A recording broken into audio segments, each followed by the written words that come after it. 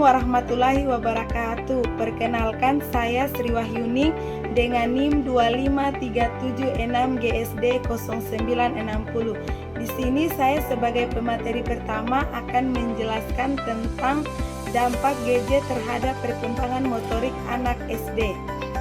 Struktur pembahasan. 1. Latar belakang fenomena gadget di era digital dan profil anak SD. 2. Dampak pada aktivitas fisik, penurunan gerak aktif, dan pola sedentari anak.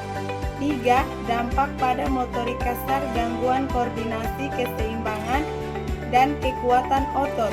4. Solusi pembelajaran aktif, strategi sekolah untuk mengembalikan aktivitas fisik. Latar belakang. 89% anak usia 6-12 tahun memiliki akses gadget. 4-6 jam rata-rata pengguna gadget. 40% penurunan aktivitas dalam 10 tahun. Beberapa fenomena digital pada anak SD. 1. Gadget ini menjadi bagian tak terpisahkan dalam kehidupan anak usia sekolah dasar. 2. Aktivitas bermain outdoor yang dulu mendominasi waktu luang anak kini bergeser ke layar digital. 3. Pergeseran ini menimbulkan kekhawatiran serius terkait tumbuh kembang motorik anak, khususnya motorik kasar. 4. Sekolah berperan strategis dalam menyeimbangkan penggunaan teknologi dengan aktivitas gerak.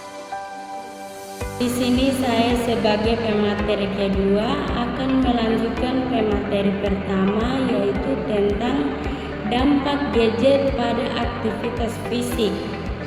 Tren penurunan aktivitas fisik anak SD jam per hari terbagi menjadi 4 bagian, yaitu yang pertama, perilaku sedentari, yaitu anak lebih banyak duduk dan berbaring saat bermain gadget, mengurangi kalori terbakar.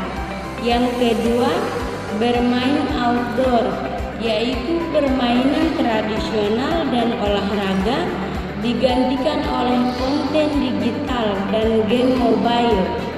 Yang ketiga, pola tidur terganggu, cahaya layar menghambat produksi melatonin atau kelelahan, menurunkan motivasi bergerak.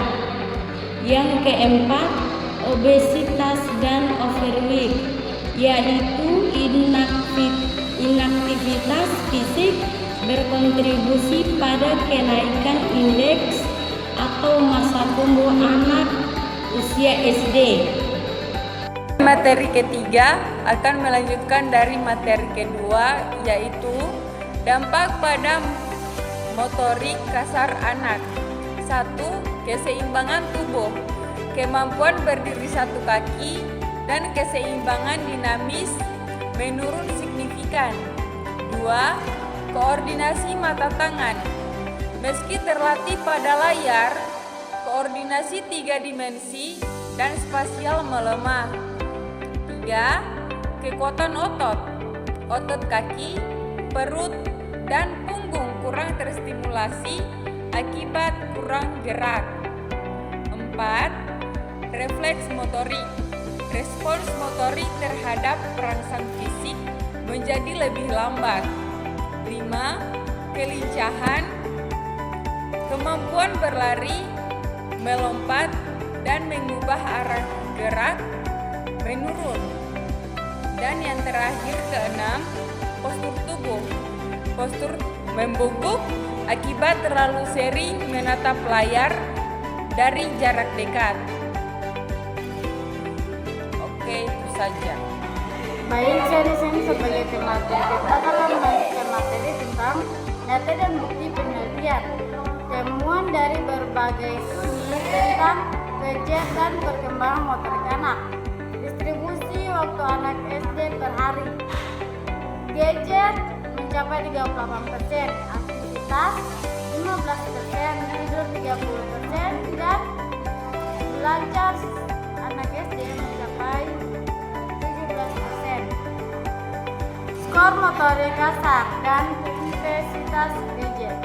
Penggunaan rendah 80%, dengan 60%, penggunaan tinggi 49%.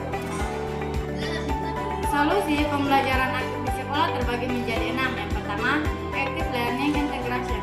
Sisipkan sesi gerak 5-10 menit di sela pembelajaran atau brain break untuk memutus siklus tidur panjang. Kedua, revitalisasi jam olahraga.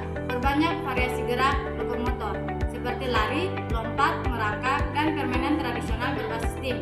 Yang ketiga, kebijakan bebas gadget.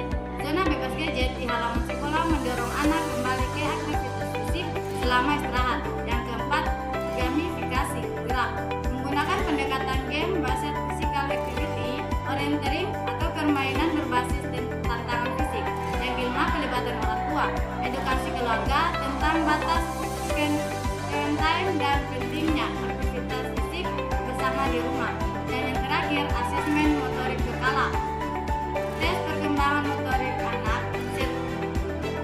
anak setiap semester untuk deteksi dini dan intervensi tepat waktu.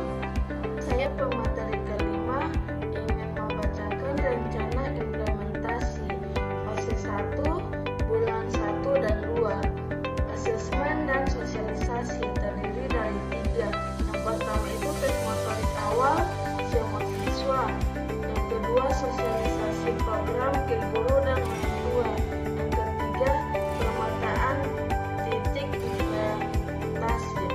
Fase kedua bulan 3 sampai 4. Implementasi program. Dia terdiri juga dari 3. Yang pertama, mulai brain bereaksi di kelas. Yang kedua, revisi silabus PJOK.